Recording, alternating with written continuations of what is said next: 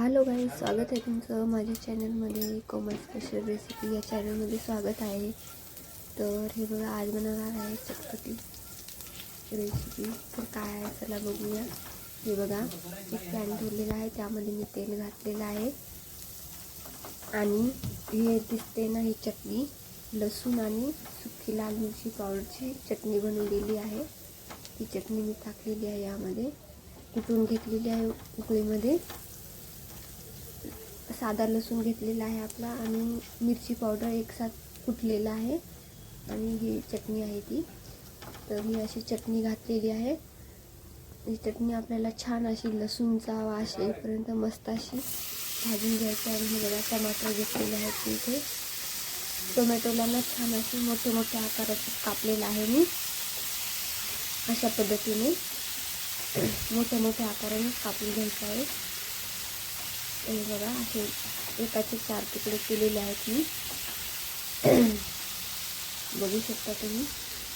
तर आपल्याला आता याची चटणी बनवायची आहे. मी माझ्या पद्धतीने बनवते, तुम्हाला कशी वाटते नक्की कमेंट करून सांगा आणि माझ्या चॅनलला सबस्क्राईब करायला विसरू नका. हे बघा, खूप छान आणि टेस्टी लागते ही चटणी. मीठ घातलेलं आहे मी. मीठ आणि हळद घालून घ्यायची आहे, कारण ना आपले टोमॅटो छान असे विरघळतील तेलामध्ये. छान असे मीठ टाकल्याच्यानंतर छान असे मऊ होते. तर आपल्याला मी असे कापून घेतले, त्यामुळेच घेतले, कारण की छान असे विरघळतात. तुम्ही भाजून पण कुटून याची चटणी बनवू शकता. ती पण मी तुमच्यासोबत एक दिवस शेअर करणार आहे. भाजून टोमॅटोची अशी पण खूप मस्त लागते. तुम्ही नक्की ट्राय करून बघा एकदा. हे बघा, किती मस्त अशी चटपटी दिसते आहे. सॉरी, मी तुम्हाला सांगायचं विसरून गेले. अगोदर मी तेल घातलं होतं, त्यामध्ये जिरे आणि राई घातलेली आहे.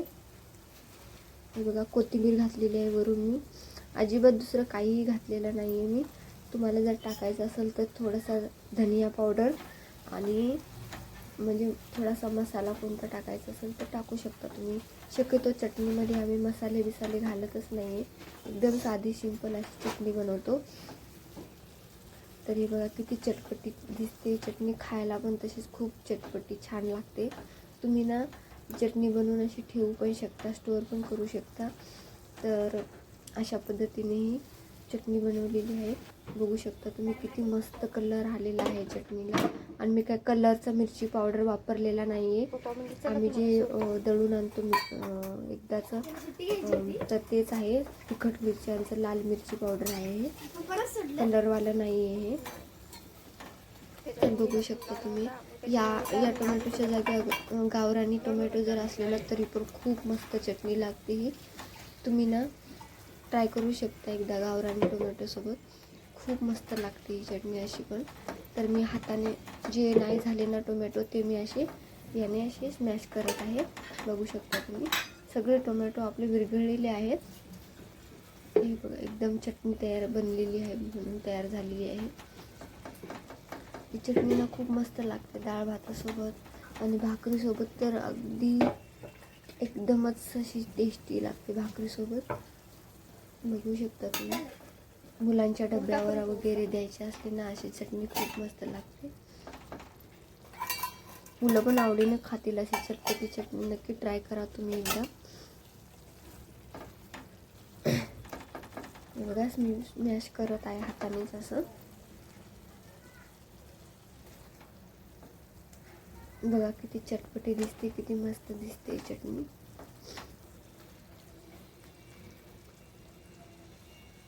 एकदम खायला पण टेस्टी लागते. तुम्ही बघू शकता किती मस्त एकदम. तुम्हाला जर माझी रेसिपी कशी वाटली नक्की कमेंट करून सांगा आणि माझ्या चॅनलला सबस्क्राईब करायला विसरू नका.